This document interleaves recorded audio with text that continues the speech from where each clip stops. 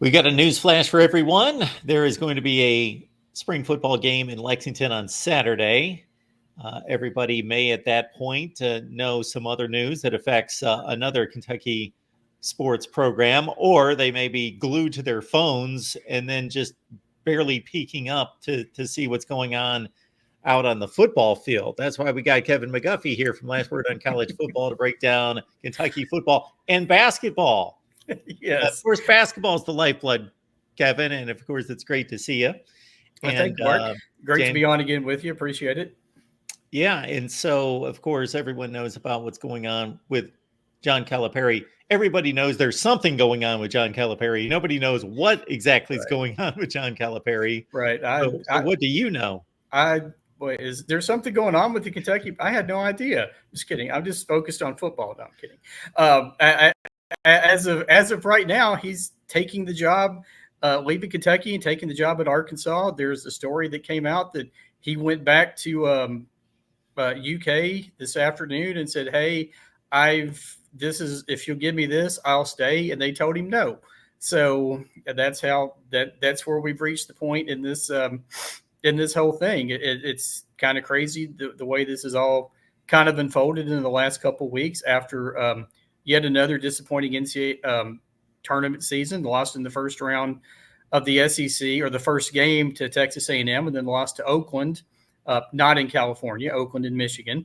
A lot of people didn't know that, but and it's kind of gone downhill since then. And I really thought he would have at least one more year to try to kind of right the ship. And now this. I had been off for a few days, came home like Sunday night, and people were messaging me like, "Hey," like people that I know down in Arkansas, and they're like, "What's going on with Calipari?" And I'm like, "I have no idea what you're talking about."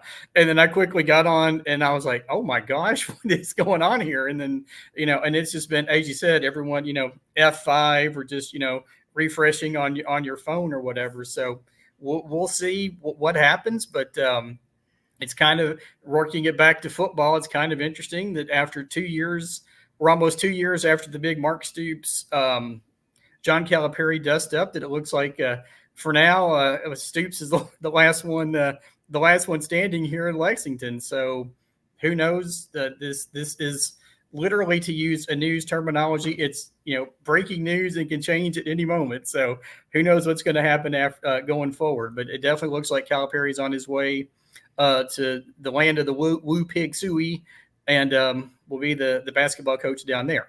But With go ahead. Well, I was just going to say, with no disrespect to Arkansas's great basketball tradition, nobody would ever expect anyone to leave Kentucky for Arkansas. Right. So I guess it's become that contentious and that difficult, the relationship, although Mm-hmm. he's still reportedly is going back to Kentucky to make one last ditch Mm-hmm. effort to say, hey, if you give me this, this, and that, then I'm going to stick around. Right. And like I said, reportedly the deal at Arkansas is for less than what he's making here. It's like after the 2019 season, athletic director Mitch Barnhart basically gave him a lifetime contract, and that he could stay as long as he wanted. And I think his base salary is like $8.5 million a year. And like I said, I think the Arkansas deal is for less than that, but it's supposedly built in with a bunch of incentives and a boatload of NIL money. I think it's Tyson Foods, I believe, is like the big one of the big people with the NIL. So it's more incentive based, which I think would be good. I think it just got to the point that it was probably best just for everyone to. I said I thought he might get another year, but I think at this point, just let him go do his thing, and then Kentucky will find a new coach. They're going to go. They're going to make Danny Hurley tell them no. At UConn, make Nate Oates tell them no. I mean, they're even talking about Billy Donovan with, he was a former UK assistant here under Rick Pitino. And then I think ultimately Scott Drew will probably be the guy at Baylor. Now we'll see if he and Barnhart are supposed to be pretty tight. So, he turned down Louisville when they talked to him, but we'll see. We'll see what happens. Kentucky's got a lot of money to throw around, because if Calipari had been fired, the school would owe him $33 million. But since he's walking away, we think, and going to Fayetteville. UK doesn't know him anything, so there's a lot of money out there to be that they could throw at Hurley or just about any big name coach in college basketball right now.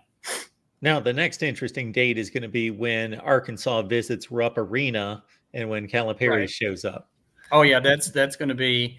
Yeah, I'm sure they'll do home and home. Because of the SEC scheduling, some teams you play twice, some teams you play once, and especially with Oklahoma and Texas joining, I'm sure the schedules are going to be even wackier next year. But yeah, I'm sure they'll find a way to make sure that Kentucky and Arkansas, that Arkansas has to come here and Kentucky has to go to Fayetteville. So, but anyway, so we'll see. I could hit refresh. Something may have happened in the last 5 minutes we've been talking. So who knows?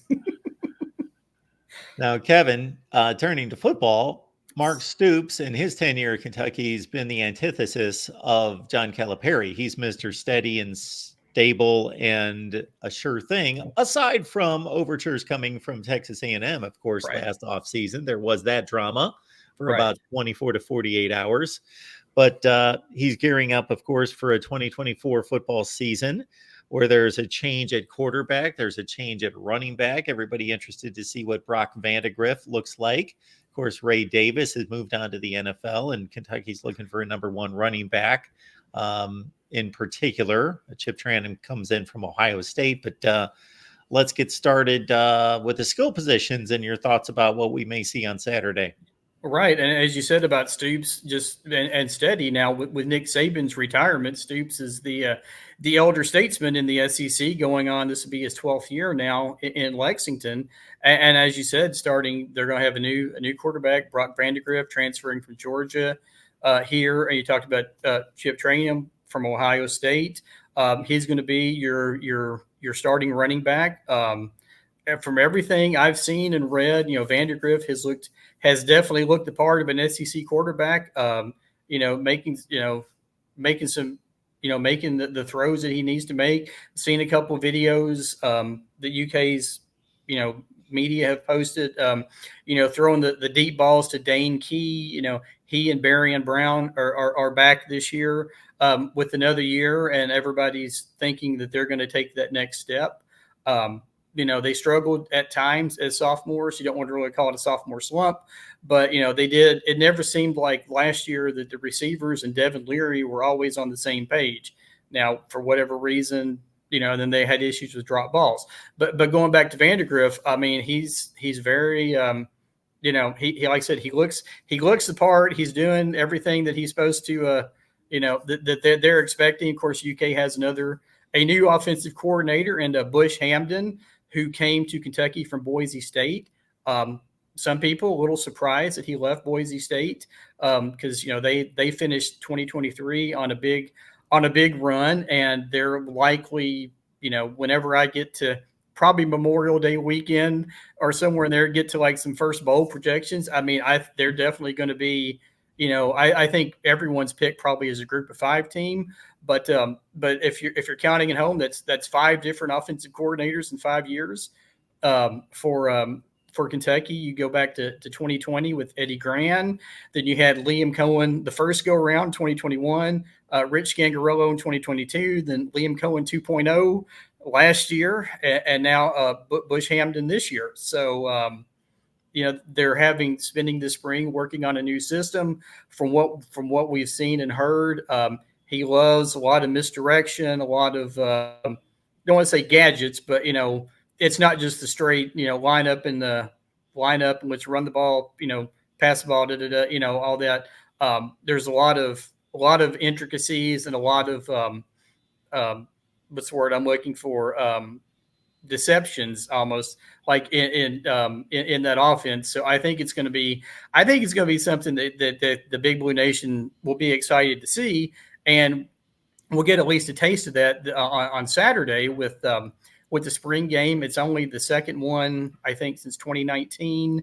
Obviously, COVID wiped out a couple years Kentucky didn't have a game, and then last year they were doing renovations at Kroger Field, so they didn't have a game.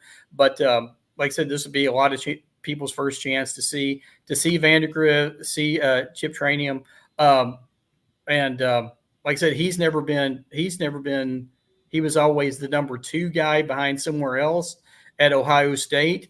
But when they needed him to do something, the Notre Dame game last year comes to mind. He's one that scored the touchdown late in the game to give Ohio State the win.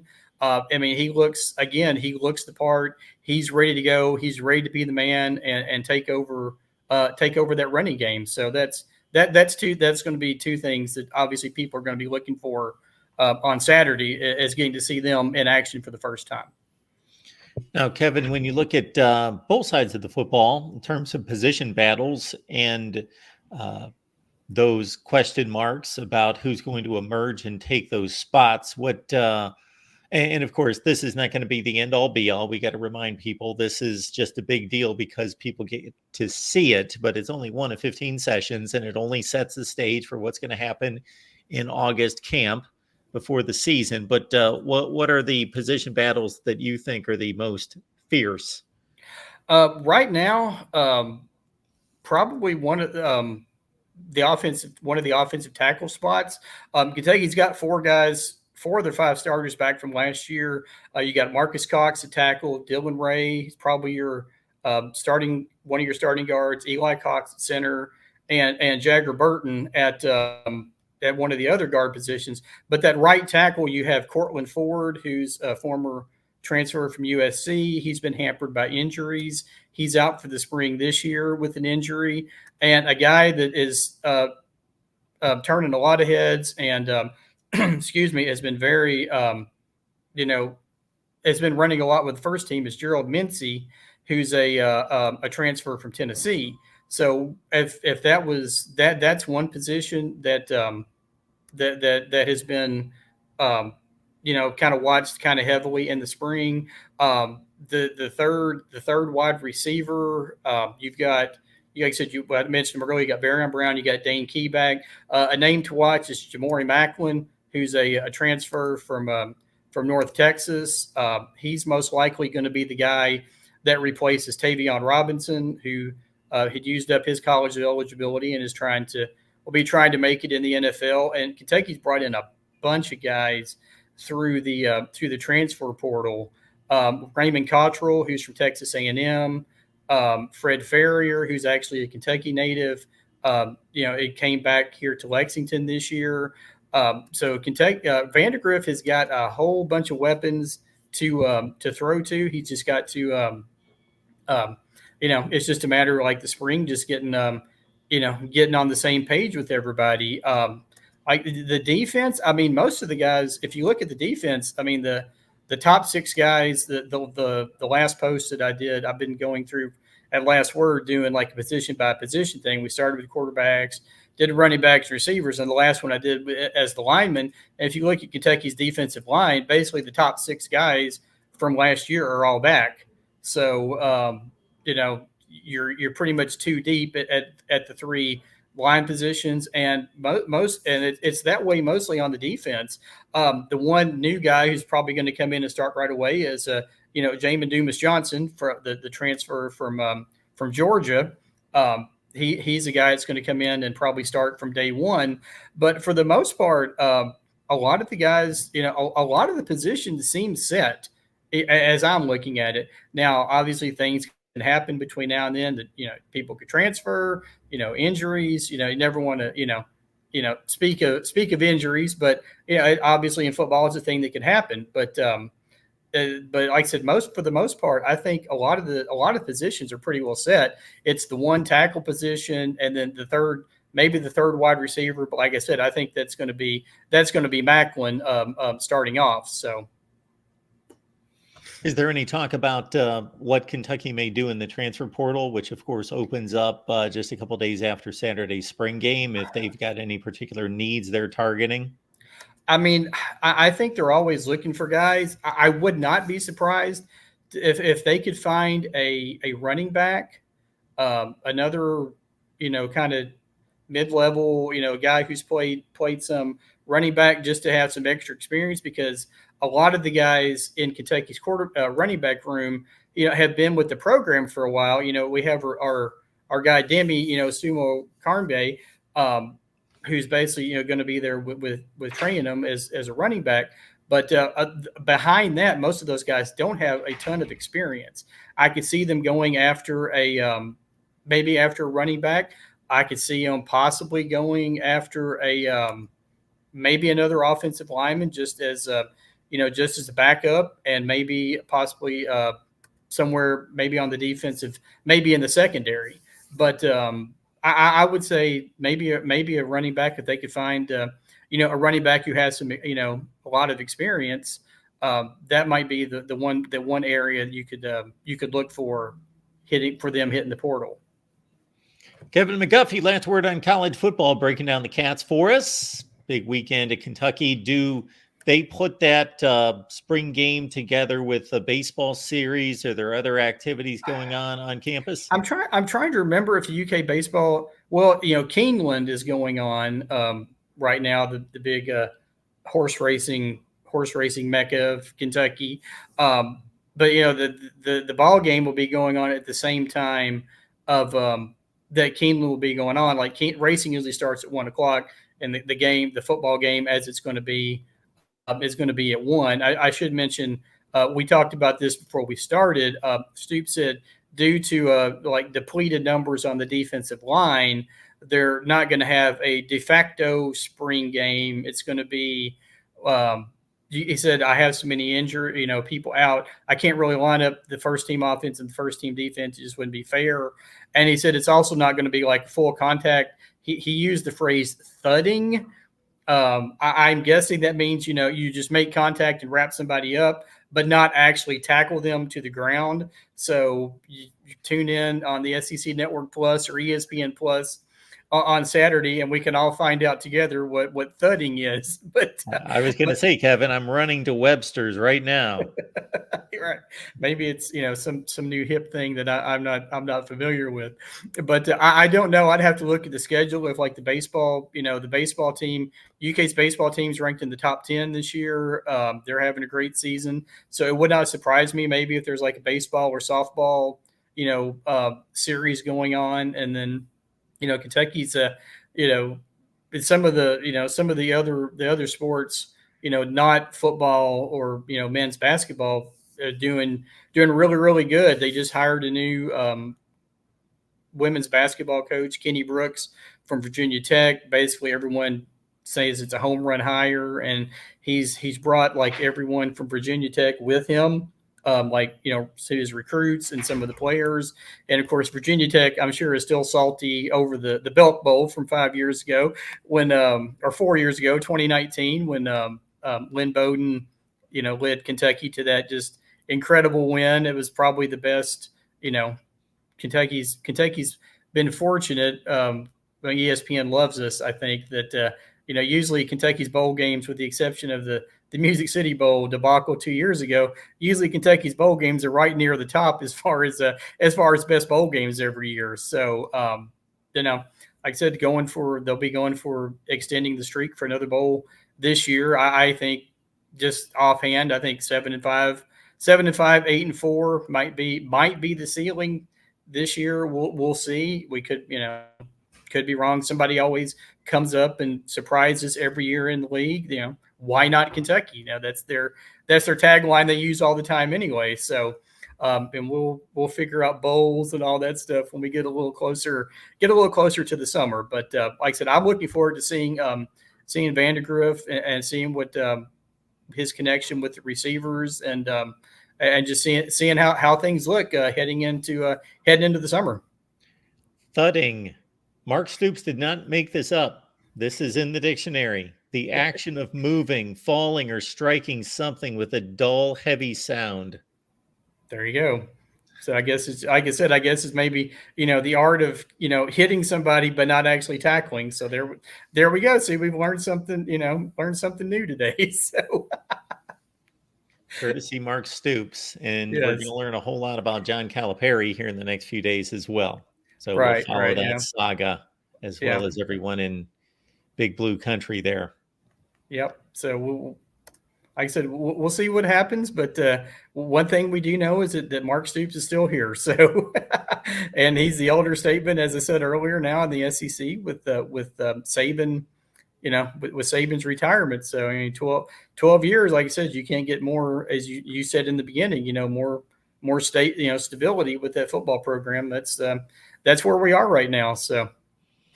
And Stoops can remind the new basketball coach that this is a football school. Right. Yeah, I'm sure he can. That's what started this whole mess, right? With the blow up with him and Calipari. So he can say it's a football school, and I'm sure that whoever the new basketball coach will be will say no, it's a basketball school. But hopefully everybody will make up, and everybody will get along, and everything will just be wonderful, right? Kevin McGuffey, last word on college football. Get on over there, check out Kevin's work and the rest of the crew that's so good to us here at the Voice of College Football. Kevin, we appreciate you stopping by as always. Yes, sir, Mark. Thank you for having me on as always. Look forward to it, and look forward to talking to you again as through the summer and we get closer to the season starting.